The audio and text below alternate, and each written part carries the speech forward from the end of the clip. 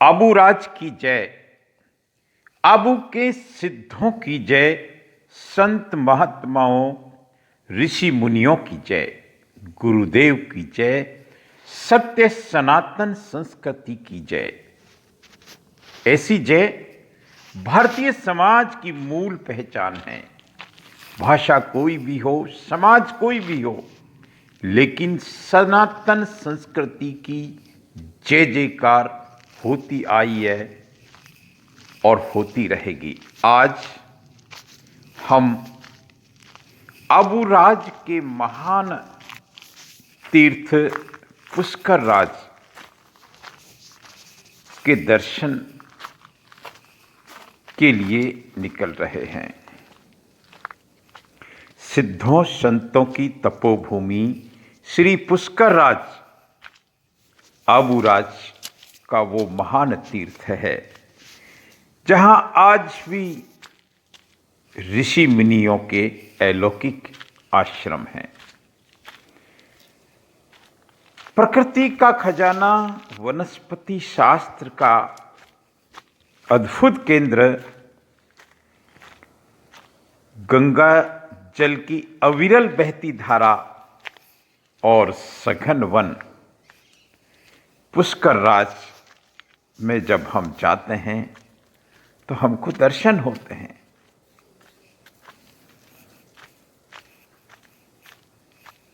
हमने आबू के बहुत संतों के नाम सुने हैं।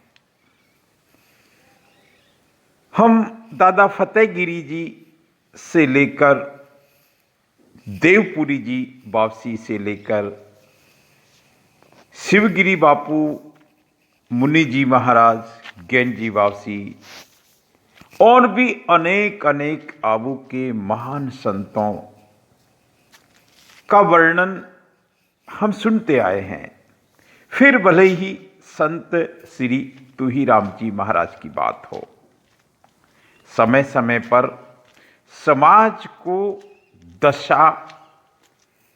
को दिशा दिखाने के लिए संतों का आगमन होता है। संत समाज को दिशा दिखाते हैं, संस्कृति का ज्ञान, सनातन संस्कृति का ज्ञान जन जन तक पहुंचाते हैं। ऐसे ही संत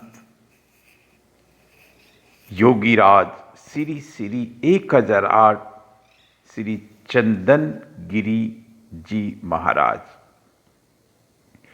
जो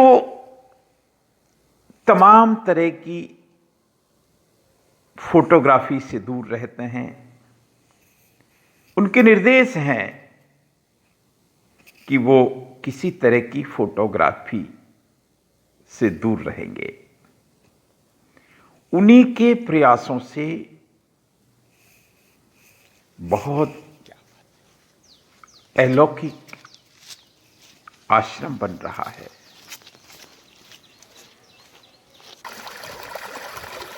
अद्भुत तीर्थ बन रहा है श्री पुष्कर जी महाराज का। पुष्कर राज का तीर्थ बन रहा है जो आबू तले की काछोली से यहाँ जाने का रास्ता है। और ईश्वर की कृपा से, आबूराज की लीला से आप इस गंगा जल की कलकल की ध्वनि को सुनिए साहब। यहाँ आबू का ये संकल्प भी है कि संसार की सारी वनस्पतियां यहाँ होंगी, कभी पानी यहाँ खत्म नहीं होगा। यहाँ अनगिनत प्रकार के जीव जंतु यहाँ रहेंगे। यहाँ आनंद की अनुभूति होगी, परम शांति का एहसास होगा। ऐसा ये आबू का क्षेत्र है। हम जिस आबू को देखते हैं, जिस चमचमाते आबू की बात सुनते हैं, जिन होटलों की को देखते हैं, वो आबू का स्वरूप नहीं है। आबू सिद्धों संतों की भूमि है। और कभी आबू को देखना हो तो आबू के जंगलों में जाइए। मैं राजेंद्र नरूका। मुझे ये अनुभव मिला, ये सौभाग्य मिला, ये आनंद का अवसर मिला कि हम इस आबू की पद यात्रा पर निकले।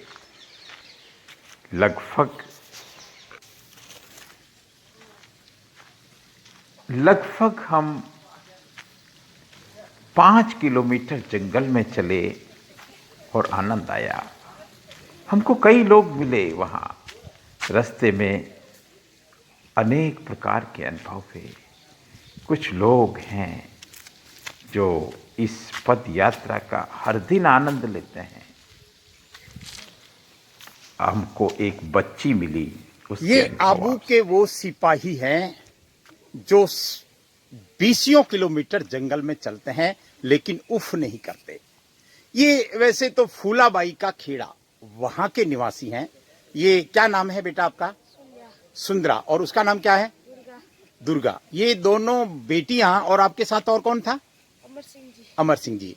ये लोग कितना 10 बजे चले थे? ये माउंट आबू से घने जंगलों से होते हुए 10 बजे चले थे और ये वहां तक पहुंच जाएंगे। वहां माउंट में कौन सी जगह घर है आपका? नीचे घर है। ये बाई को, इस बहन को, इस बेटी को मैं साधुवाद देता हूं। और सच मानिए ये वन के वो सेवक हैं, वन के वो पुजारी हैं जो संभवतया आज इनकी चर्चा करना भी बहुत कठिन है। पढ़ते हो आप? कौन सी में पढ़ते हो? कहाँ पढ़ते हो? फूलाबाई खेड़ा 10वीं में। ये फूलाबाई खेड़ा में पढ़ती है, 10वीं में पढ़ती है। तो आपको पैदल, अच्छा वहां भी घर है आपका? यहाँ भी घर है। थकते नहीं? थकते हैं। ठीक है। और जंगल में कोई जानवर मिल जाए तो क्या करते हो? कोई नहीं मिलता, हम तो पक्की बात नहीं मिलता। फिर भी कोई मिल जाए तो क्या करते हो? क्या करते हैं? दौड़ते हैं। दौड़ते हैं। कभी मिला आपको? नहीं। कभी नहीं मिला। चलिए, आप भगवान भरोसे चलते हो। ये स्थान है पुष्कर जी का, जहाँ के हम एक दुर्लभ दर्शन करने जा रहे हैं। लेकिन सबसे बड़ी बात, इस बेटी को देखकर, इस बेटी की बहन को देखकर और यहाँ की इस वन प्रेम को देखकर मुझे लग रहा है ये सच्चे माउंट प्रेमी हैं। माउंट आबू का जो ये स्वरूप है प्रकृति प्रेम का, ये कभी कभी देखने को मिलता है। हम मंजिल तक पहुंच गए। जय पुष्कर राज लिखा हुआ है। मंदिर के दर्शन भी आपको कराऊंगा, लेकिन उससे पहले मैं छोटे छोटे कमेंट लूंगा।